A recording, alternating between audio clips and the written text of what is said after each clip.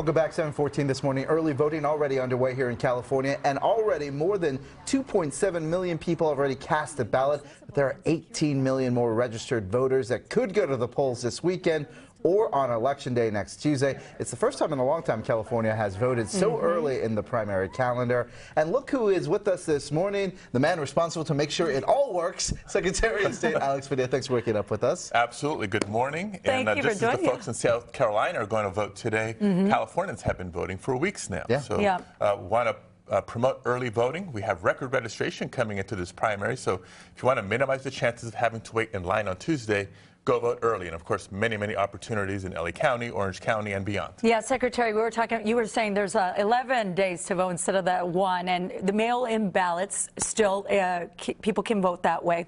Tell us about some of the bumpy road we've been on with this new system and the new way to vote. Right. So a new way of administering the elections for a lot of the big counties in California, including Los Angeles. So we've moved from the traditional polling places to vote centers.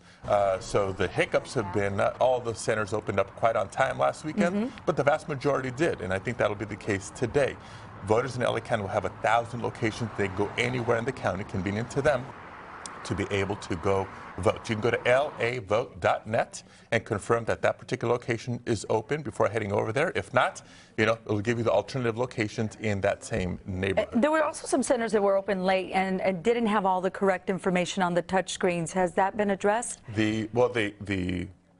When you go vote in person, right, there's a new system that you can utilize. All the information's on there. If you have any questions, ask one of the poll workers. If you have any other questions or issues beyond that, you can go to vote.ca.gov or call the California Voter Hotline, 1-800-345-VOTE. But I was out there, one of the first last Saturday, took my dad with me. Yeah, you voted, all right. So you walked the walk and you talked the talk and walked the walk. Absolutely. And from the folks that we talked to, it was a pretty smooth, friendly experience. So that's the expectation for everybody. But the good news is a lot of people voting by mail, like you said. So make sure you get your ballot back postmarked on or before Election Day. Drop it off in person. Or if you go vote, you have all these new options of being able to vote. So I was one of those nearly 3 million people who voted early. I also went on Saturday and voted. Good for you. And this Gold is the star, first time. This is the first time with that new voting machine. So it was a little confusing, but once you got it down, that was good. I know there was a concern though with the touch screen in terms of how many people appear on one screen at one time. Right. That hasn't been addressed prior to this primary. Do you think it might be something that will be addressed for the general? So it's one of the things that we're going to continue to talk to the county about how to improve upon that. So yeah, this is a good reminder, and every voter who shows up in person should be reminded by the poll workers.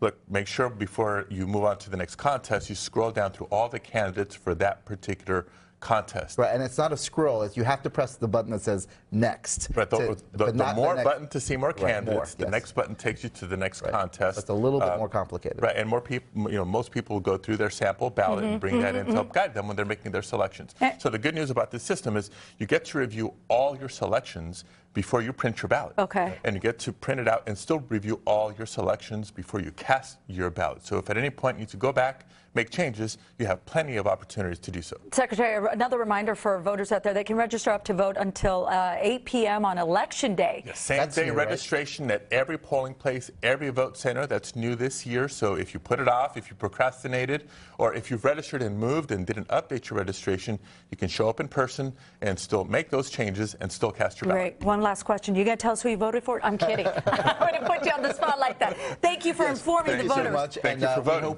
We hope everybody gets out there and votes. We appreciate it. All right, well, we, of course, are going to have coverage on NBC4 throughout the day on Super Primary. Our election coverage certainly starts pretty early on with early results. If we get them early enough, it all happens right here, Tuesday, March 3rd. Now let's turn our attention to Belen De Leon, who's tracking